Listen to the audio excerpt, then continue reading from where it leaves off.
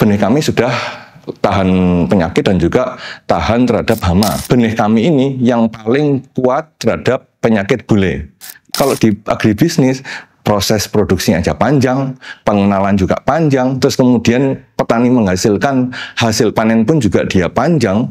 Jadi satu petani kalau mau beli benih kami lagi, itu nunggu musim berikutnya lagi.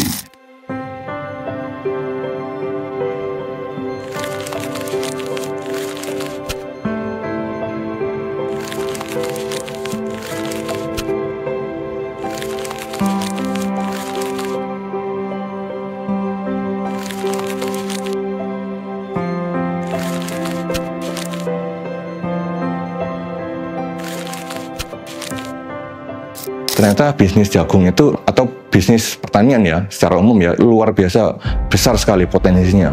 Karena kalau saya melihat data juga bahwa lahan jagung di Indonesia aja ada sekitar 2,5 jutaan hektar lah kurang lebih. Artinya kebutuhan jagung di Indonesia itu sekitaran 50.000 ton per tahun.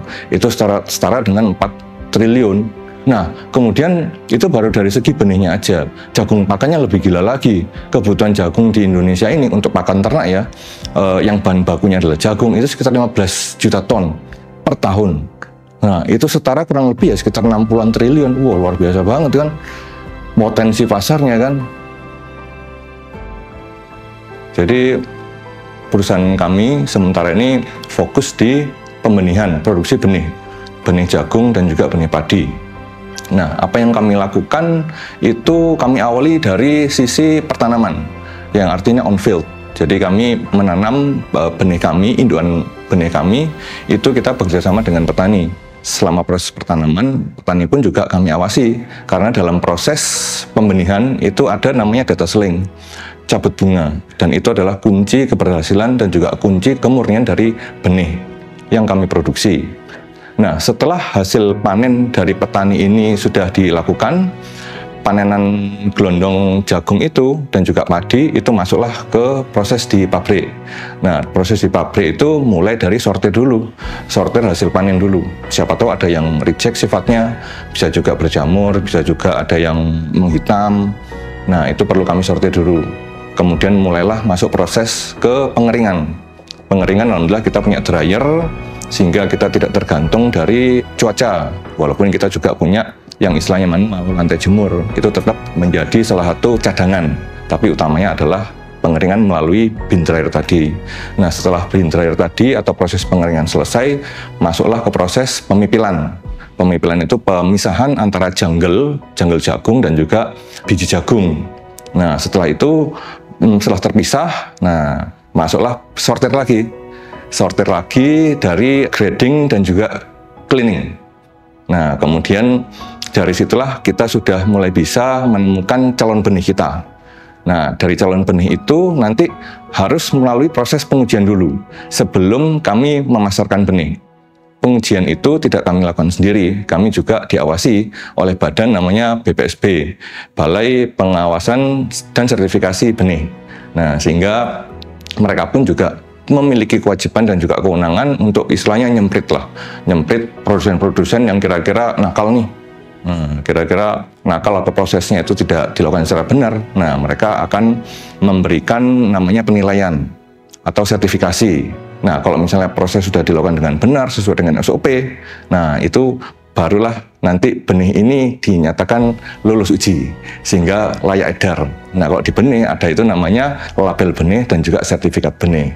Selain itu sebenarnya kami pun juga melakukan proses uji internal sebenarnya untuk kontrol. Jadi hasil uji lab dari BPSB itu nanti bisa kita sandingkan nih dengan hasil uji dari lab internal kami. Kalau memang sama tidak masalah, tapi kalau misalnya terjadi berbeda itu kan nanti bisa menjadi pembanding baik dari evaluasi internal kami maupun dari sisi BPSB. Nah, setelah sudah layak dipasarkan, layak untuk lolos uji, nah barulah kami mulai proses packing. Nah, proses packing itu tidak hanya proses packing saja sebenarnya yang kami lakukan. Itu juga dikasih vitamin berupa pestisida dan juga fungisida. Kami berikan aplikasi berupa fungisida supaya dia lebih tahan terhadap penyakit bule. Kemudian juga kita aplikasikan insektisida supaya untuk mencegah serangan semut. Nah, karena kan di lapangan kan macam-macam pasti. Kondisi cuaca, terus kemudian kondisi lahan petani, itu kan bisa jadi musim lalu, musim sekarang kan bisa jadi beda-beda tuh. Nah, sehingga untuk antisipasi terhadap adanya kondisi cuaca yang kurang bersahabat, kira-kira begitu, perlu kami berikan aplikasi seed treatment. Walaupun secara genetik, insya Allah benih kami sudah tahan penyakit dan juga tahan terhadap hama. Cuman namanya juga alam, kan kita tidak bisa mengantisipasi atau tidak bisa mengontrol. Nah, sehingga kami perlu antisipasi pertama melalui proses pengaplikasian seed treatment tadi. Setelah dilakukan seed treatment, barulah kami packing satu persatu, kemasan 1 kilo maupun 5 kilo, kemudian baru kami proses packing lagi pakai karton. Nah, barulah itulah siap edar untuk ke konsumen kami. Secara di lapangan, alhamdulillah kami terbukti yang paling unggul terhadap penyakit bule. Penyakit bule itu dia paling rentan menyerang tanaman jagung di usia 1 bulan pertama. Nah, sehingga di 1 bulan pertama dari tanaman jagung itu adalah sebenarnya fase-fase rentannya terkait sama penyakit bule. Nah, alhamdulillah petani pun juga sudah mulai banyak yang merasakan keunggulan dari produk-produk kami. Kami namakan produk kami adalah benih jagung Bhinneka. Nah, mereka sudah merasakan bahwa benih kami ini yang paling kuat terhadap penyakit bule. Nah, karena apa? Kalau bule itu pertama dia dari jamur. Nah, jamur itu kan cepat menyebar tuh. Nah, kalau cepat menyebar ya sudah, dia bisa langsung mematikan tanaman jagung sebenarnya. Nah, jadi petani ibarat kata udah capek-capek beli benih, terus kemudian udah capek-capek olah lahan, udah capek-capek nancepin benih, lah kena penyakit. Ya udah, mereka kalau sudah kena bule gitu, wis alamat sudah nggak akan finish sampai panen.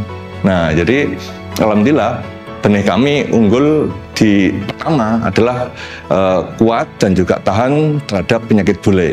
Nah, kemudian dari setelah itu kan fasenya berlanjut tuh di fase vegetatif dan juga generatif. Nah, alhamdulillah juga beberapa petani sudah merasakan juga hasil panen dari produk kami itu mengungguli dari produk-produk lainnya. Jadi dari segi panen gelondong maupun dari segi rendemen. Rendemen itu adalah hasil dari proses gelondong ke pipil kering.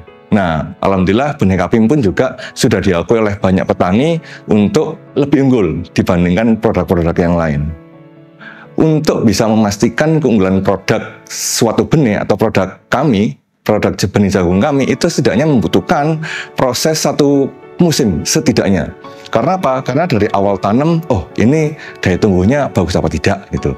Terus kemudian selama proses pertanaman tahan penyakit atau tidak gitu.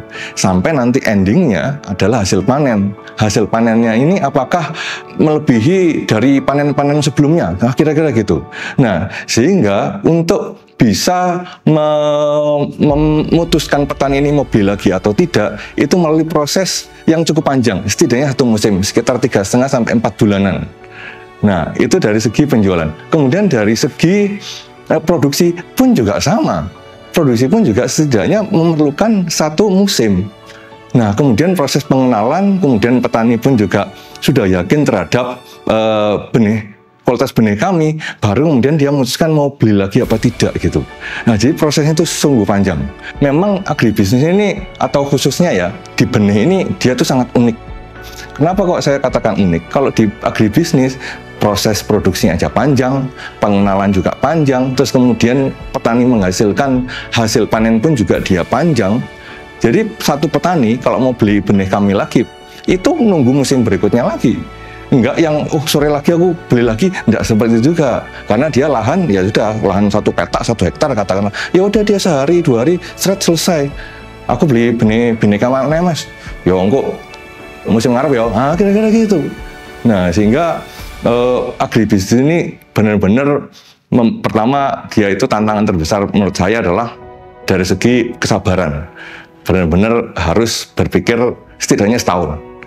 Setidaknya setahun, jadi tidak bisa kita saknya lah istilahnya ngono. Wow, ono pesanan 100 ton lah, dia tandire wingi mek 10 hektar ya mek oleh 20 ton kan nggak bisa kayak gitu. Nah sehingga dari proses perencanaan, ya dari segi keuangan, kemudian dari segi produksi, termasuk juga dari segi pemasaran, itu pun juga berkaitan erat dengan musim pasti.